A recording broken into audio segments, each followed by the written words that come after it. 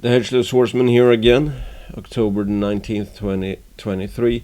In this video I'll be talking a bit more about Hercules Silver, which has been kind of my main obsession last few days. I love stories like this where there's a lot of context and a lot of clues. And you kind of have to figure out as quickly as possible what they all suggest, and by extension what it means for you as an investor or speculator. Again, seeing the future early, knowing more, or not necessarily knowing more, but understanding more than the marginal investor, kinda. So I love when there's a lot of puzzle, or a lot of pieces of a puzzle, a lot of clues here and there, and you just quickly, as fast as possible, really quicker than most other people, preferably, in terms of figuring out what it all means. So CEO Technician aka Goldfinger did an interview with Chris Paul, which is the CEO, and some of these quotes I took from Gold Ventures on his Twitter. He was quick to prepare some quotes. Still, I'm not going to touch on all these quotes. I'm probably going to make this into a published post anyway.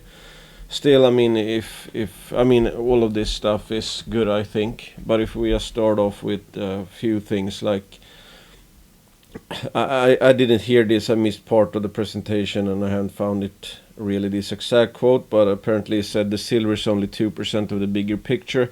Again, that's where the risk reward comes in, where you kind of have that margin of safety, because if the silver is a small part of the big picture and you're kind of paying a bit about fair value for the silver, then you're not paying for, in this case, not the other 98% of potential, if you know what I mean. So that's what I really, really like, because I get a bit paranoid, because, how often do you find FOMO ending well? Well, typically FOMO is tied to high octane exploration stories, typically very high risk, high reward stories, where everything is theoretical. Some company, a junior, is drilling something, is testing something, whatever. It's like, if they hit, all of a sudden they will go from nothing to something. So that's where the risk comes in, like proper risk. That, okay, we're paying for a future that has not yet arrived, some percentage of it, and let's say they failed, they missed, they didn't really hit anything. All of a sudden you have a junior which has nothing. In this case, Hercules Silver actually has a pretty decent silver resource, or will have a pretty decent silver resource, which I think, again, totally changes the risk reward. I would probably be buying Hercules Silver right now, even if they did not even have any silver. And that's where the kind of paranoia comes in, because what prompted me to buy is the exploration potential. But then I have to remind myself, it's like, wait up, it's not a typical exploration story, not a typical early stage exploration story, because they already have kind of an advanced system already, given that they probably have, or will have, 100 million ounces of silver or more near surface in Idaho. That's great. So again, it's like we of course, as investors, speculators, we want to be as rational as possible, and more rational than the marginal investor. And the marginal investor has a lot of flaws, an incredible amount of flaws, but so do we. And I need to check myself sometimes. It's good to be a bit paranoid. It's like, whoa, wait a minute, you're so bullish on this, how often did that end up well if you're that bullish? It has panned out pretty okay in some cases, and in some cases not. But like, unlike Snowline, for example, Snowline, when I went really heavy, I think it was around 150, 200 million or something in market cap. They only had 3 holes or something, maybe 6 actually. Still, Snowline did not have any backstop.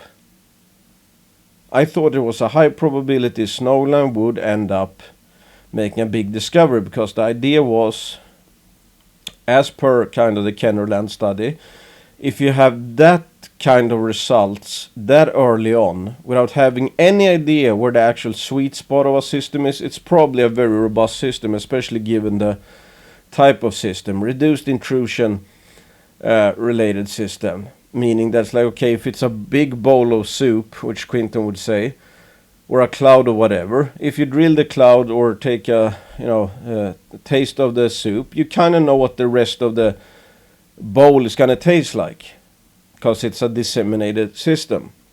But still, my point is that there was still no backstop.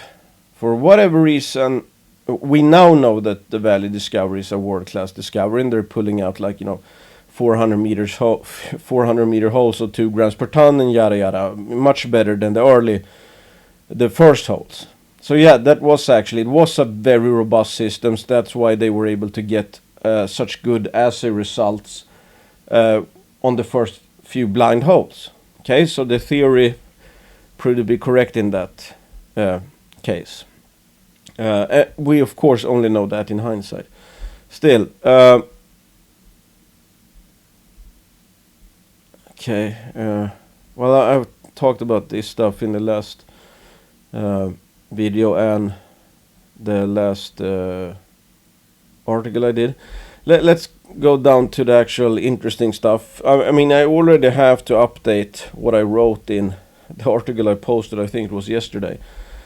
Because what I wasn't sure about was the fact that, hey, they are, I don't even, yeah, here I have it. Hey, I mean, they drill here. This is where the first assay result was from, around here. Okay, they drill here, but way over here is where we actually have the copper gold soil anomaly. And skarn, which is typically, as per Barksdale's schematic here, you have the CRD, and then it's expected to be skarn, CRD, closest to the porphyry, to the sunny side porphyry. So porphyry, skarn, proximal CRD, distal CRD. Which made it very weird that, okay, they were hitting porphyry way over here, and they also said that, well, the new target zone we have, I mean, what they're seeing in the core is suggesting that the source of that copper is to the west. It might not have been actually I think it was the last news release actually.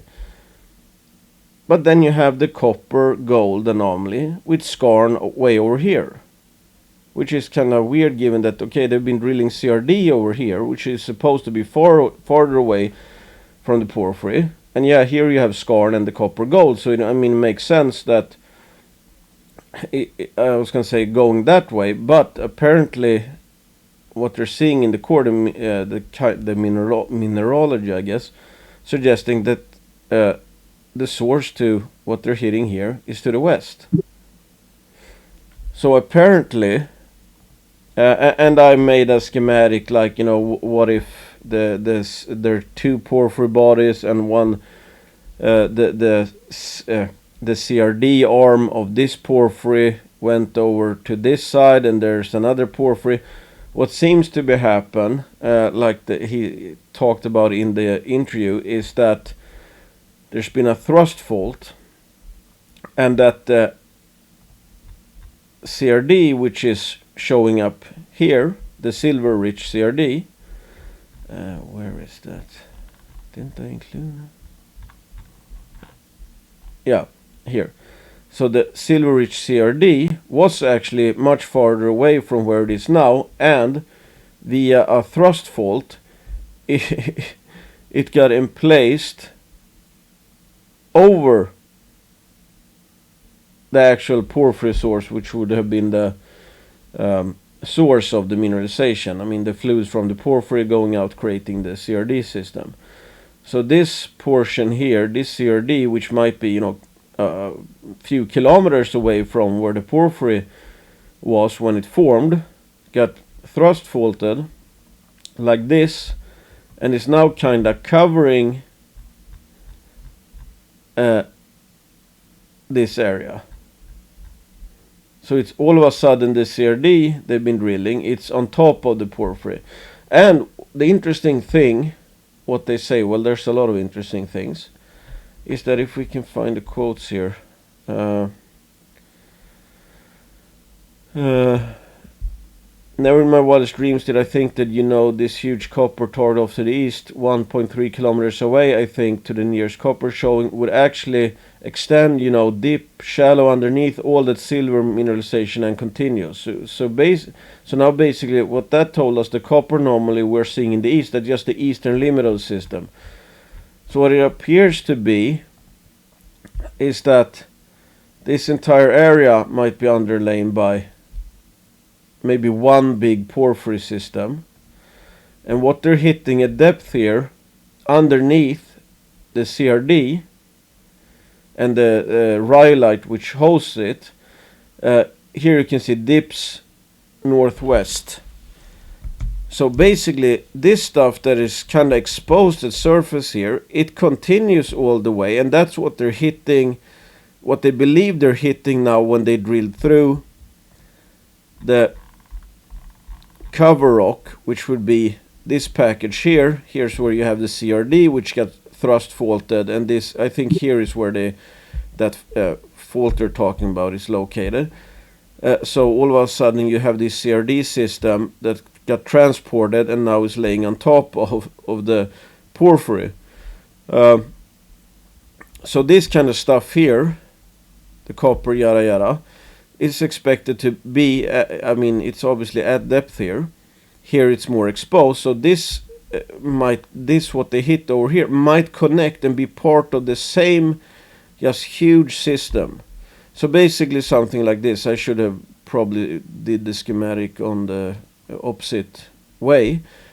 Well, no, this is actually correct. So think of this like, here you have the start of the porphyry, and let's say the enriched horizon, which we're going to come back to later.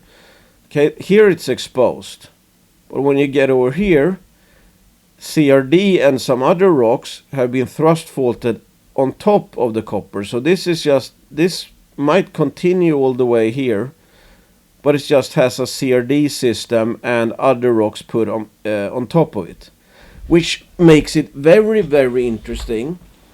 Because all of a sudden, we have only drilled the anomaly here with very good copper grades in the northwestern edge of this anomaly. And I should actually have more. 1 second.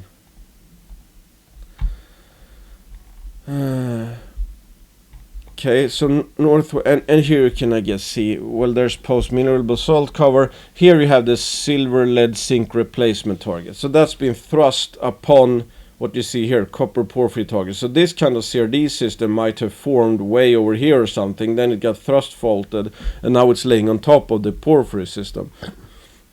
But my point I was going to make is that here you have I think this is the limit of the IP. Okay, so they did IP over this area here, and that's where they started to pick up the massive IP anomaly. But as you can see, the survey stopped here. So this is just, it gets cut short here. So we only see the dog bone up until where the survey limit is. And we've hit the northwestern edge of that. So who knows how much farther, and that's why it's like, if you listen to the interview what Chris was mostly excited about, what he talked about, I don't know how many times, is that they're doing a big IP, much bigger IP survey now. I think it's like 4 or 5 square kilometers or something like that. So can you just imagine that if this is the continuation of what you're seeing here, and here you have well, it doesn't say, but I think this is kind of this is cover rock as well, and here is cover rock as well. Well, this is at least the I think the rhyolite domain. Let's see if they have a okay, magniferous andesite cover. Okay, so that's cover rock. Wait, where's the hole? Where is the hole? Okay, that's andesite, and as you can see here, andesite. This is this stuff. Okay, so this would obviously be on top of the I don't know if it's just because it got thrust faulted all over there, or if it was actually a younger sequence. Still we see here that okay, magniferous andesite cover, and you can see what happens, you know, where the edge of the cover is. All of a sudden the copper starts picking up again, which again is kind of pointing this pyrite halo here. Well, this is the actual limit. I guess I don't know if I think this is just a, I mean, assumption, let's say, that it goes something. I mean, I think it's based on the curvature of the anomaly, but it's like, who knows, when they cover, given how excited it was, maybe the IP anomaly will light up, I mean, a lot of the stuff, you know, all the way up to here. I mean, there's some copper coming out here, some copper here. Copper anomaly going straight into where there's even more cover rock. So, I mean, we just drill, the only assay we have from this entire copper porphyry system is the northwestern edge of this IP anomaly, and the IP anomaly is cut off here, and they have said as much in the latest news release. They're basically seeing the same thing over 1.2 kilometers, which would be this hole, this hole, this hole, and this hole. So I mean, think about that. Okay, like Snowline, early results, like boom, they just picked this spot because they thought that, okay, we're gonna drill through the silver zone. So they picked a spot based on where they think they are gonna hit the silver zone, and then they just drilled into one of the more shallow parts of the anomaly. So totally arbitrary, basically. So if it's this good in a randomly selected spot in the northwestern fringe of something that stops here because they haven't done more IP, but might, I mean, this whole, when you think about it, it's like, yeah, there's copper anomaly a bit up here, again cover rocks here, cover rocks down here, but it's like, who's to say that when we get the results of the IP anomaly, maybe this entire area, it's like, I don't know, everywhere where there's cover at least, because here you have the Seven Devils copper anomaly, that's kind of outcropping, and this is the, here you can see the Seven Devils volcanics. So everywhere else you might have cover rocks on top of this, and it's preserved underneath, and he talks about that. That's like, it's very unusual, because if there hadn't been a thrust fault that put the CRD mineralization pushed over the Seven Devils over here, then it might have not been preserved. We don't know how much of the, let's say, supergene enriched zone is left here, but here, given what they hit, it's obviously preserved. So maybe there's potential for all, you know, a lot of the places where there's still cover rock, there's potential for this supergene enriched zone to be preserved.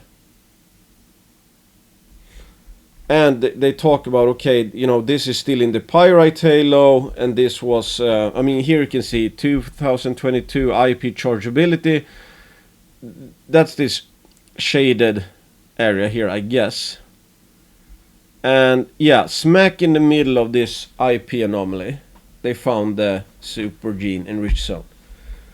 So what if this entire thing here, just the IP anomaly that's already been delineated from this limited survey, what if that all contains mineralization like this, and this hole was cut short, and other holes, you can't see this on this map, but other holes went way deeper, and as he pointed out, that they're still in the pyrite halo.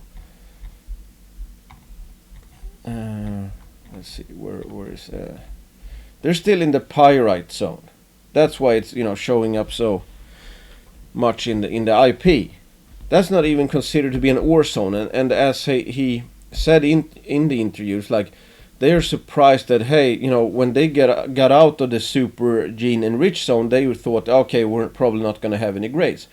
But as he said, they had a steady 0.5% copper while still in the pyrite zone. So this is,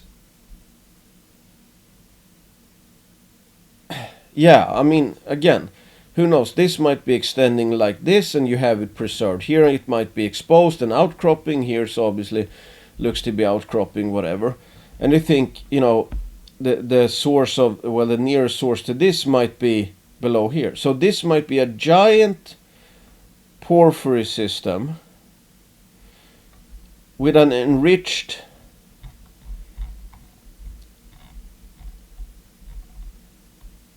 supergene blanket of very high grade mineralization, because like I think it was Wind in the CEO.ca forum, he said that you know, the supergene enriched zone ought to be higher grade the better the grade of the actual underlying porphyry body. And here you can see it's like enriched ore, well, water table, okay, erosion, whatever, then it has eroded into the porphyry, and then you have a blanket of enriched ore, and that's what they believe they're hitting right now. That's what they believe this is. 45 meters, so almost 2% copper.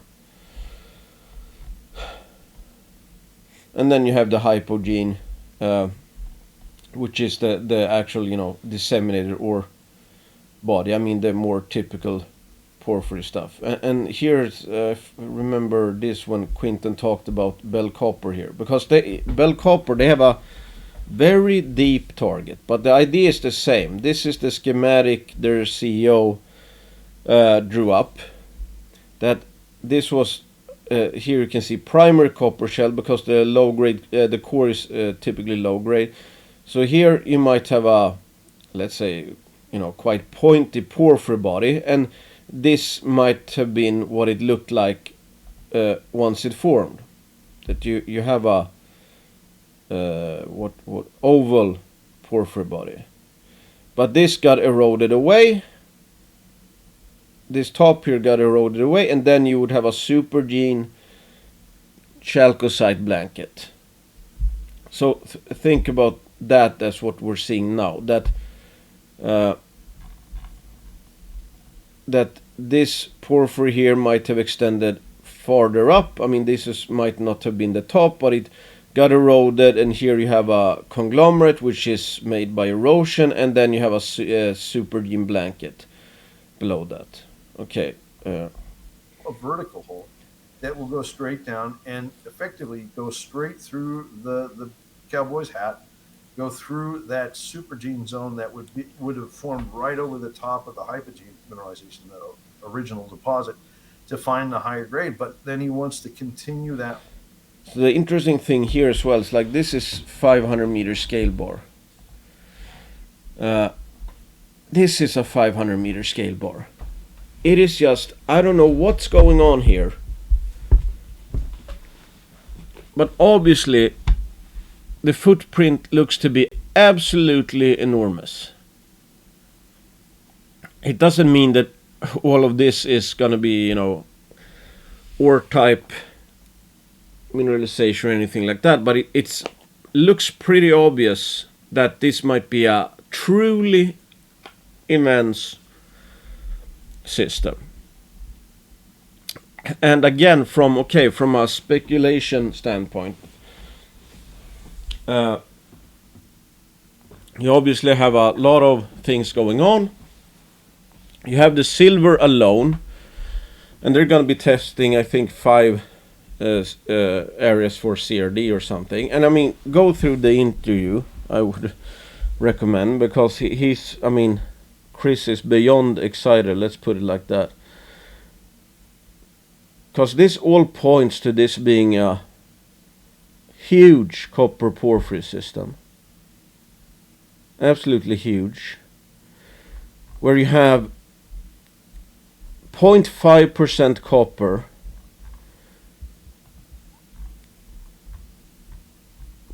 0.5% copper, one second. I'm going all over the place. So far, well, it's only based on one hole. But okay, in the pyrite zone, they hit Supergene zone above it, which ran for almost 2% copper over 45 meters. And when they were through that and into the pyrite zone, it still graded 0.5% copper in the pyrite zone, which is not even supposed to be the ore zone. You're not really supposed to have ore grades in the pyrite zone. And 0.5% copper is not bad at all, especially given that they're not even drilling it deep. So think about that. And he said as much, like they expect to find much higher grades once they're in the actual porphyry. But still, okay, if you have an IP anomaly 1.8 kilometers long here, cuts off here, what's stopping this from covering, I don't know. I mean look at the scale bar. Again, I mean it's just absolutely huge. Absolutely huge. And they confirmed similar type mineralization already over 1.2 kilometers. And there's nothing but lack of survey beyond this line here that stops the IP anomaly. So where you have this cover rock, it might be preserved under this entire thing. Who knows? Because he sounded very, very, very excited about the preliminary results out of the much larger IP survey. And they haven't even put in a single drill hole all over this. And here you have again basalt cover rocks, but you have anomalous copper going right through here.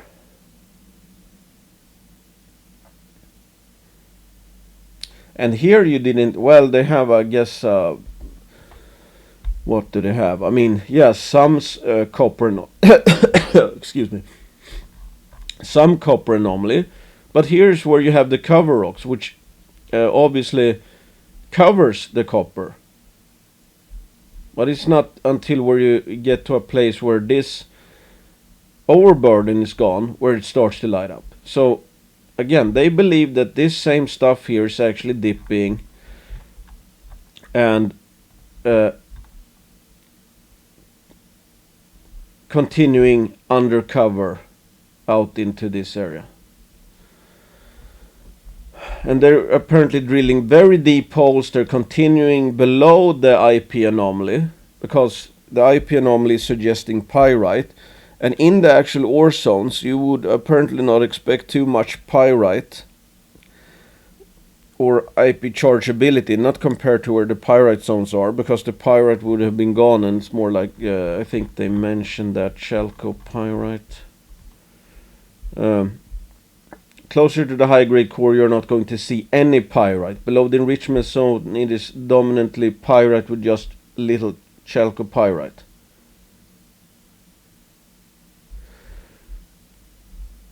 But the pyrite, the IP anomaly, might be signaling where the enrichment zone is. And below that might be there, somewhere below that, where you can't really trace it with IP, is where the higher grade core might be, or higher grade zones. But again, just think about it. They've drilled I'm going back and forth like a lunatic. They drill here in the IP anomaly, here in the IP anomaly, here in the IP anomaly, here in the IP anomaly. And it sounds like they're basically seeing what they, along the lines of what they hit in this first ever test of the IP anomaly. So everything lines up, well, so far, that this might be a way to at least trace the, let's say, pyrite-rich transition zone, where it's just, where the top of the erosional window of the porphyry might be. And again, imagine, it's like, again, 1 kilometer, this is 1.2. What if it goes something like, okay, maybe, it's been somewhat eroded away here, but it's like preserved just in this part here. I mean, that's like 500 meters width or something. And up here, I mean, this entire thing here, that's like over 1 kilometer, whatever. Down here you have like, well, at least 1 kilometer this way, maybe 600 meters that way.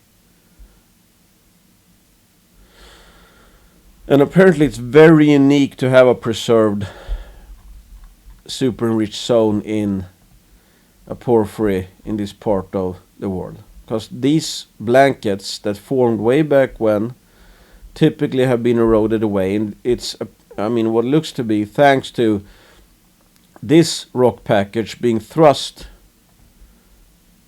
on top of the super enriched zone that it's actually preserved. Hence, like I mentioned earlier, why where we have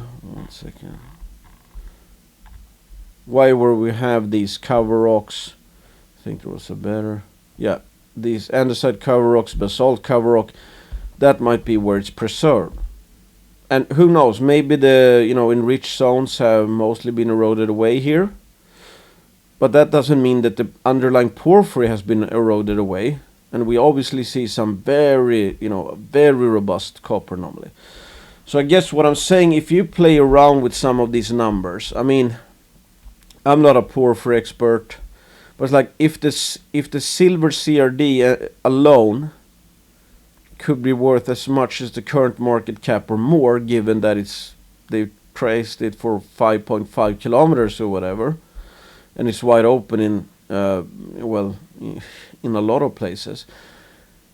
If that alone could be a company maker, especially in a good silver market, imagine what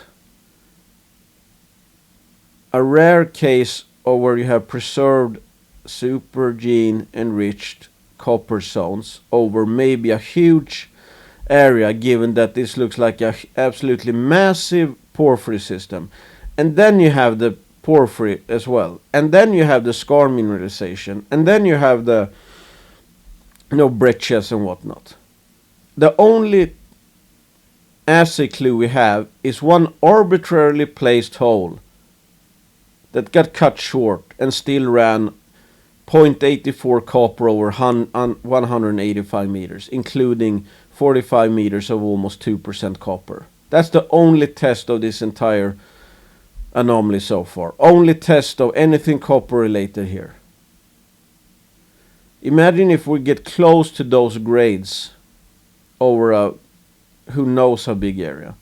And that's just for the upper portion of the supergene and, I don't know, 100 meters down into the porphyry. And those grades, the residual grades, so like 0.5, was in the pyrite zone. The low grade portion of the porphyry. So what happens if we find a super enriched or supergene enriched zone that's over the actual higher grade core of that's actually above the primary copper shell? One can, here you have what Bell Copper drill. Here is like 200 meters of 0.42. That I was gonna say that kind of rhymes with what actually here you have pyrite shell. So this is basically where they believe that we drilled through in this first hole. into the pyrite shell, crossing a supergene blanket. But Bell Copper got 200 meters or 0.42% over the pyrite zone, the enriched zone over the pyrite zone. And when they got into the pyrite zone, it only graded 0.16. So I don't know. Personally, I don't know if one would call, I mean, I was going to say how much one would say the supergene zone is. I mean, is it only? I mean, Bell Copper basically has it outlined like 200 meters, and that would jive with this. Still, this is obviously much higher grades. And if Hercules is correct with this not being in the supergene zone anymore, I mean, it's still graded like 0.5% copper. Whereas here, when you get into the periodic zone, it was 524 meters or 0.16. And this is, I don't know, a kilometer depth or something. So what does that suggest? Maybe, just maybe, this is an incredibly fertile copper system. And Chris also talked about that because he said, well, there's evidence of there being a lot of sulfur in this system. I think there were some quotes with that.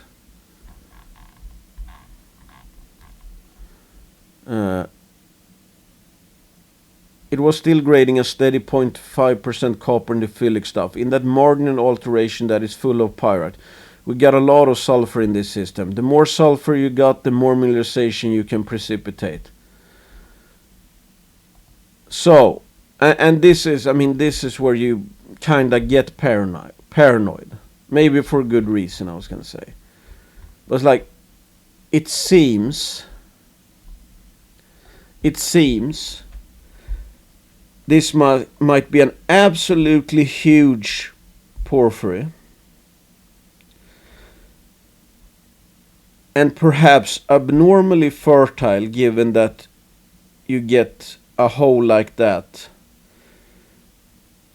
Even if one consider the whole thing to be in the enriched zone, it's still the enriched zone over the pyrite halo, which is supposed to be lower grade.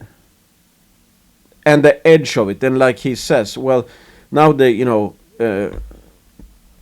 he said something like, I mean, basically that's amazing. That's like what they hit the depth here, or here maybe. And what they're, I mean, this is just the eastern extension of the same system. So yeah, I don't know how this is gonna play out. But when I consider the fact that I may not be paying that much, I might not even be overpaying for the silver potential alone. And you have one of the juiciest near surface, potentially very fertile copper targets around, with an amazing hole on the first try. It's like, where could this go? I don't know. How risky is it? Again, if you account for the fact that the silver zone, or the silver story, is still very much alive and might be a company maker in itself. In that case, all the copper here could be a big fat bonus and a target good enough that you might be willing to pay the current market cap just for the potential you're seeing in the slide. And I mean, they said as much that they've signed a lot of CAs with a lot of large companies. And this news release is only, I assume that most of the CAs were signed after the hit, and this hit came out on October 10. So in the last 10 days, I assume that they got a lot of calls from very big companies who understand what, holy crap, what that hole means. That they got a hit that good in the margins of what might be a truly enormous porphyry system. Yeah, I mean, I'm getting the more I think about Hercules Silver, the more bullish I get. because in my opinion, I might be wrong, but it looks like this might be a case of a medium risk, high reward story, and that's not typically something you see a lot of the time. Yes, there's stories that's like lower risk, but typically not even close to the upside potential of this.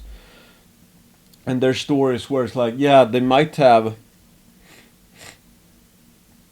similar or more upside potential,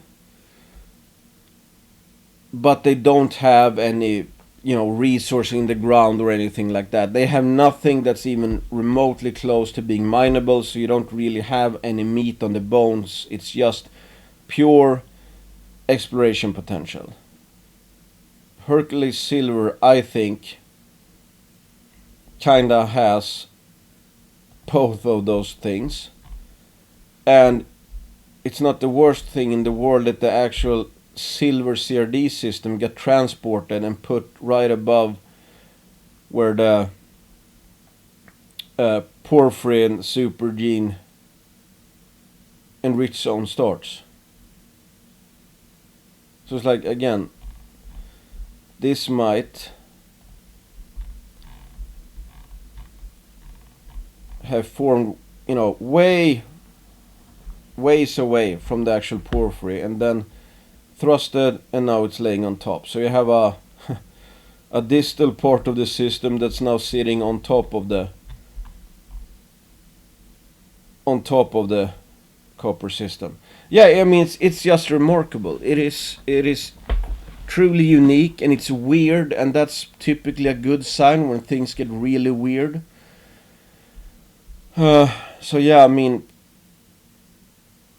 personally, I mean, there's absolutely no guarantees, but it's like, yeah, I'm pretty sure they're gonna be hitting more silver. And of course, I mean, if they drill dusters and if all the other holes are dusters and there's nothing here except a huge copper anomaly, yeah, might for a time being at least lose 50% of the value of the position.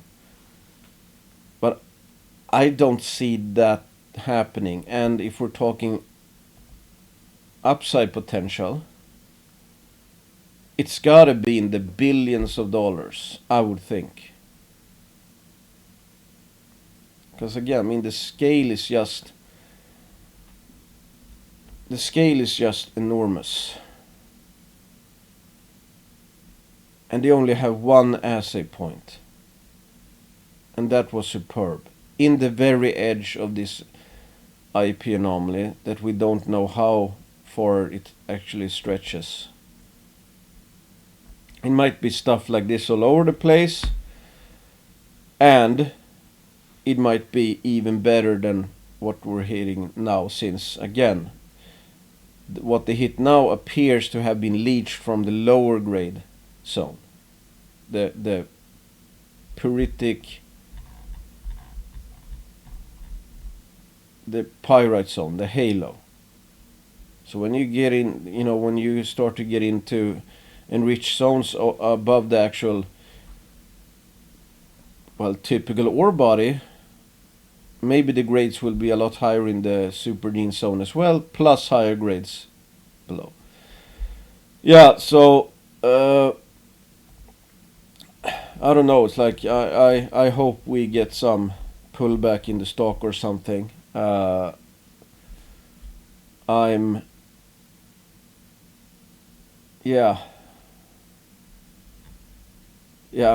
mean, this is the kind of stuff which makes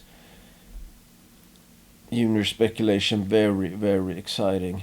When you find something that's like, okay, this might actually be almost unique, and almost unique from a risk reward perspective still, even though yes, share price has gone up, but it's like, hey, I mean, I don't know what the blue sky would be for this.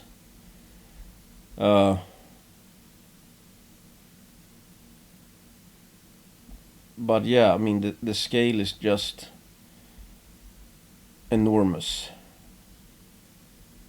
And they have one hole here. And I don't think here you can see Hercules rhyolite. So there's potential for this copper thing, the copper horizon, to be at depth wherever you have this kind of cover. I mean, I think here is even more cover if I'm not mistaken. But if everywhere you see Hercules rhyolite, that can have been thrusted on top of the stuff you see here. And this stuff you see here might be intact, kinda intact at depth in that case. And that's just a huge area. And then you get all of this. And then you get any potential down here. So yeah, who knows? Maybe, in a few years we'll know that, hey, we were early in one of the biggest copper discoveries in North America in quite some time. Or maybe not. But still, again, I think that, hey, I mean, if they would just keep drilling the CRD and get that up to 150, 200 million ounces, then you already have already I shouldn't say, but then you have a silver story actually. And going into good silver environment, who knows what that could fetch. So yeah, I guess to wrap up, in my opinion, this looks like one of those very, very rare cases where it might actually be medium risk together with high reward. Yeah, just my two biased thoughts. I bought quite a bit, and there's absolutely no guarantees. And especially it's like, okay, what are the next holes gonna show? I have no idea. I'm not gonna say I'm hoping for it, but it's like, let's say they release two holes that are not on par with the first ones they drilled, and it's still in the pyrite hail or whatever, and people are like, oh, immediate reactions like, okay, it's not as good or better than the last hole, so I'm selling off, even though it's like, yeah, but they're still just blind drilling this stuff, and they might not even be in the actual above or in the actual ore zone, well, typical ore zone. But again, with that said, they're hitting these kinds of grades in over and into the pyrite halo, so might just be that this is both a big, very big system and a very rich system. Who knows? It's gonna be fun though. Consider me biased, not investing advice. Don't bet money you cannot afford to lose, and all of that. Thanks for listening. Bye.